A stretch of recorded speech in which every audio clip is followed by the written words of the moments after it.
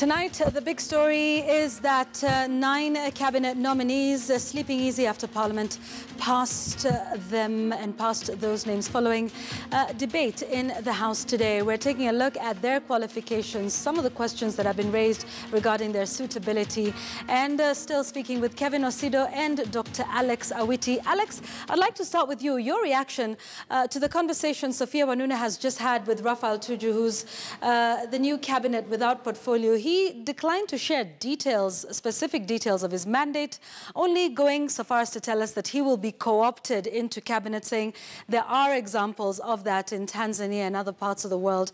Your reaction to that? Well, I think that was a very interesting conversation. I think Raphael Tuju revealed more by concealing things. And I think... How so? In many ways, like for instance, the letter that he wrote to the Chief Justice, for instance, that begins to give you a sense of what his role might be. He is the prefect at large for Jubilee. And I think what's going to be interesting is how Jubilee is going to navigate this very tricky terrain to superimpose a party structure onto a government and constantly kind of flip between these things. So you don't know when it is a party and you don't know when it is a government. And I think that's a very dangerous conflation. Should we be worried about this? Because this is also something that's seen in China with the Communist Party, a party whom you might remember last year, members of the Jubilee Party went to China on a, information exchange exercise. You see, after Donald Trump, Benjamin Netanyahu, and all these guys who seem to be coming from traditions that are very democratic and civil, open and flagrant disregard of the basic structures of ethics and integrity in their own countries, it's anything goes. It's open season for folks in Africa like Mr. Kenyatta, Jacob Zuma just declined to resign. So I think what is interesting is the public is going to pay a Jubilee official a salary to actually do Jubilee function under the guise of being co-opted in government. I would like to know where Raphael Tuju's salary is going to come from, and I would like to know at what point somebody who is named a cabinet secretary is exempted from vetting by an appointments committee of Parliament. And when we know that even the appointments committee is an ad hoc, non-specialized committee that is not from any of the sectors or the standing committees of Parliament. These guys are not agriculture, they are not environment. And so for him to say that since he has no specified portfolio, therefore he cannot be vetted by an ad hoc generalist committee, I think that just doesn't make any sense to me. But what is also interesting is the fact that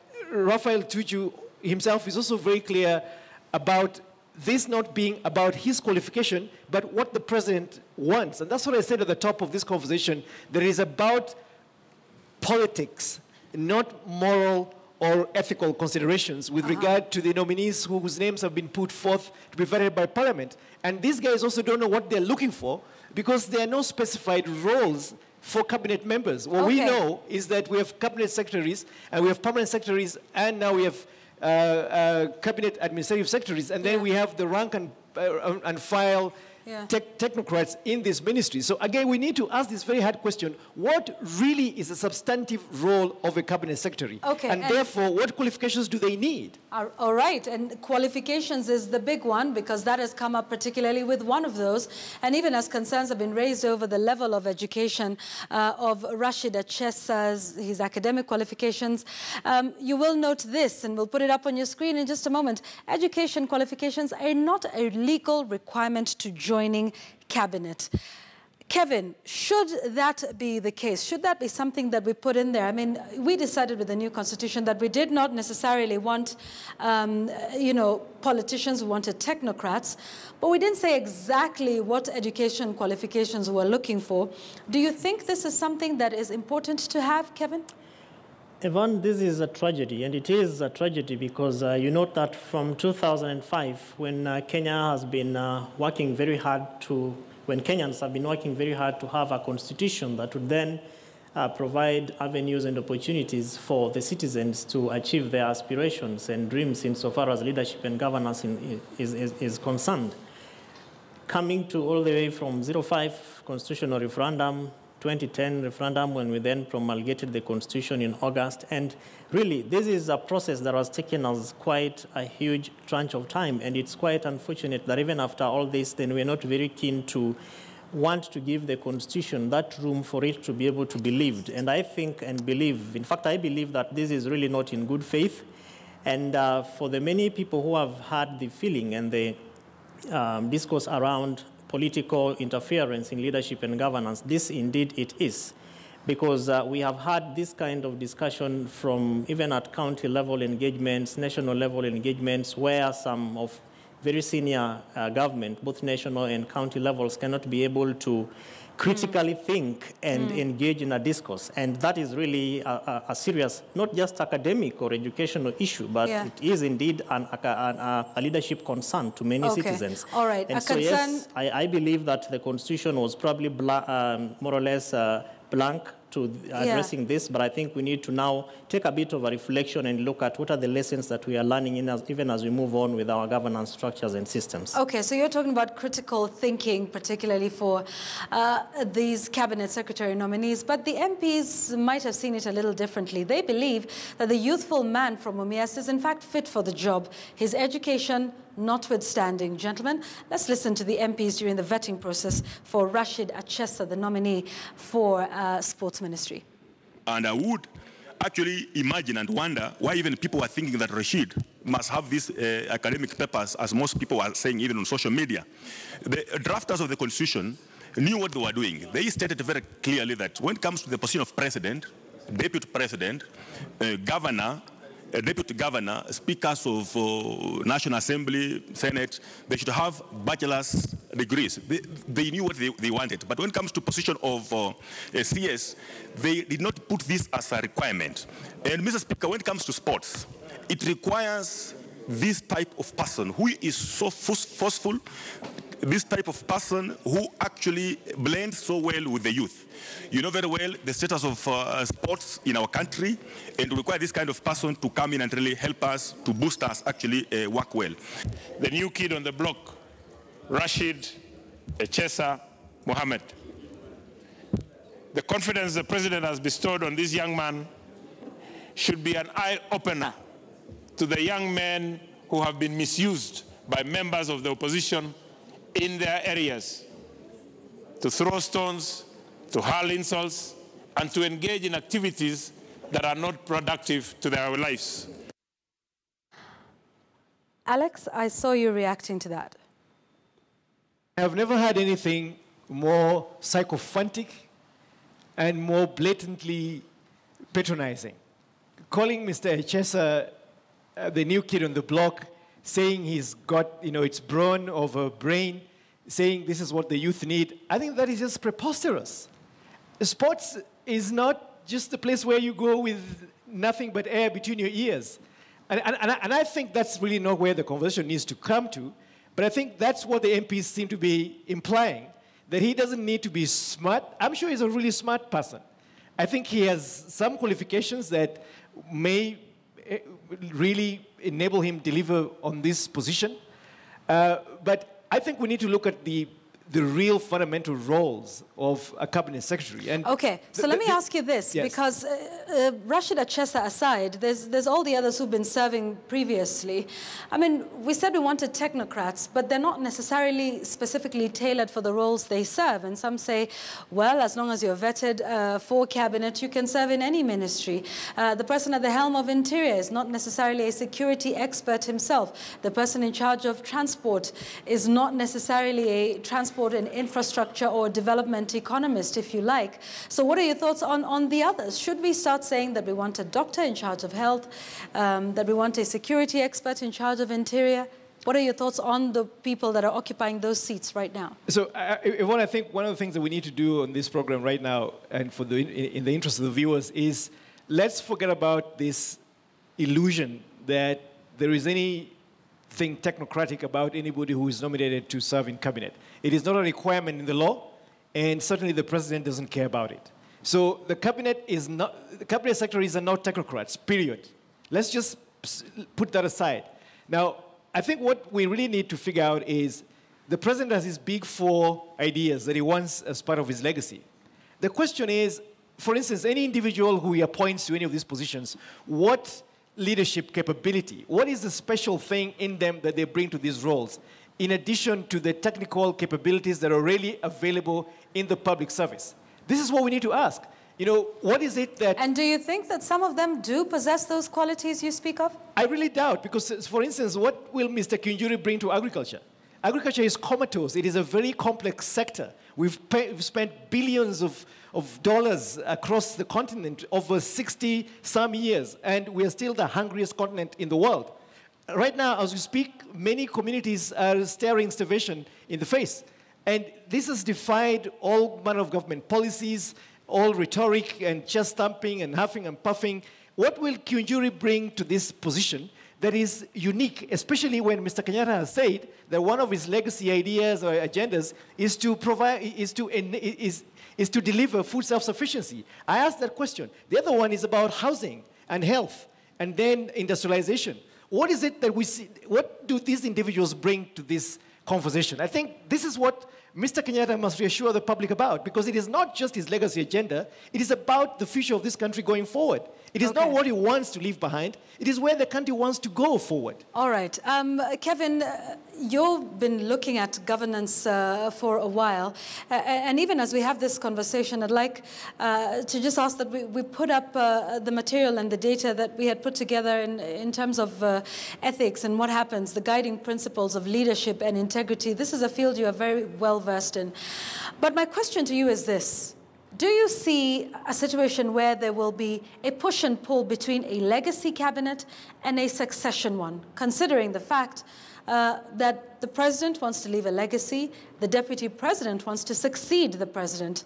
Will there be a push and pull? Will that be good? Will it perhaps spur some sort of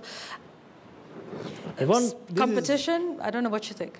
This is bound to happen. In fact, we're already seeing some semblances of it, because if you look at, for instance, when the cabinet names came out, it was almost 1.5 to 2 months time, as opposed to 2013. And the second thing that was very overtly visible was the fact that the president was standing alone. It was more or less like a lone ranger standing there. So it is true that, yes, we will be able to see serious issues with regards to a legacy cabinet, and of course, as I said earlier on, a cabinet that will also be able to provide, let me say, a performance record for the deputy president if he really wants to be president of this country. But having said that, I think that the question really should be about the feeling of the citizens, which is where, in my view, the question then is, what is the place of the citizens with regards to all this vetting? Because we know that, yes, there is supposed to be that public participation process, so that then citizens can also be able to present their views around some of the people whose names have been either nominated or appointed to various positions. And this is really disturbing, because even as we seek towards strengthening our governance institutions and systems, Yvonne, we are seeing a lot of interferences, and this is very evident even as we talk about the judiciary, as we talk about institutions like Ethics and Anti-Corruption Commission, where cases that really need to be dispensed with very, very fast, so that you then prepare grounds for people to either ask questions or go through a closure for certain elements of leadership, then we don't see those kind of things happening. So then the question is, for how long will citizens continue to hope that their dreams are going to be met, and how will we be able to address the gap of leaving a legacy vis-a-vis service delivery and provision of very important elements? Because I like the 4-point agenda of the Jubilee government. However, I am afraid that the same way it happened in 2013 to 2017, we might really not touch and feel housing. We might never touch. All right, Kevin, I want to ask you this. You talked about the people being able to participate in the vetting of these individuals to make sure that they're living up to the principles of leadership and integrity as outlined in Chapter 6 of the Constitution of Kenya. But the people elected their leaders, some of whom today walked out of Parliament. These are the NASA MPs. To what extent do you think that the people have been disenfranchised by the process that has taken place in Parliament today? NASA MPs not part of this. They were not part of the vetting committee. So where does that leave the people who then elected these people to go into Parliament and represent their views? what do you think about the fact that NASA has chosen to just abstain from this process altogether? Yvonne, I honestly would not want to talk about NASA because we have seen a lot of issues with NASA and the concerns that they have raised both with various governance institutions, right, from the executive to the judiciary and now at the legislative level. And this is really because there are things that NASA is doing and they are much more of hypocritical in their act and their speech and their actions. But I also believe that to a certain extent, they're also speaking for an X% of the populace. And that is where the point about public participation is, because probably the same way the elected leaders, because we know that for parliamentarians, both at county and national levels, they have three functions. It's about representation, it's about legislation, it's about oversight at different levels. And part of what this representation would mean would be that you really feel disenfranchised about certain things that are happening with the leadership system and structures and institutions. And one of those ways that you really want to show your frustration is to just walk out of a process. And over time, we shall also be able to see if we really pay keen attention to how the Jubilee cabinet is going to deliver. And people will just get so tired because, again, and I'm really looking forward to 2022 and seeing the numbers that are going to turn up to be able to vote. Because over time, we are seeing this disenfranchisement. We are seeing a lot of tiredness. People are just getting to the level of saying, we are so frustrated to the extent that we really do not care. So everyone is thinking about me, myself, and I, which really, in my view, and from a leadership and governance perspective, should not be the case. So the leadership at the apex should really be concerned about carrying everybody to be able to also listen to what the people are saying. So much such that institutions like EACC, when they speak, it should be more or less like an amber light to us. What are they saying? What is it that they are talking about? When citizens present petitions on certain candidates, it should really be an amber light to us. What are these people saying? What is this concern? And people have gone to court. We have seen certain pronouncements from the judiciary. Some of them have been very progressive, very positive. Some of them are so tiring, Yvonne. And I believe that we really have a lot of work to do with regards to even civic education, because I think that some of the gaps that we are seeing here are probably because the citizens are not just aware about what they need to do.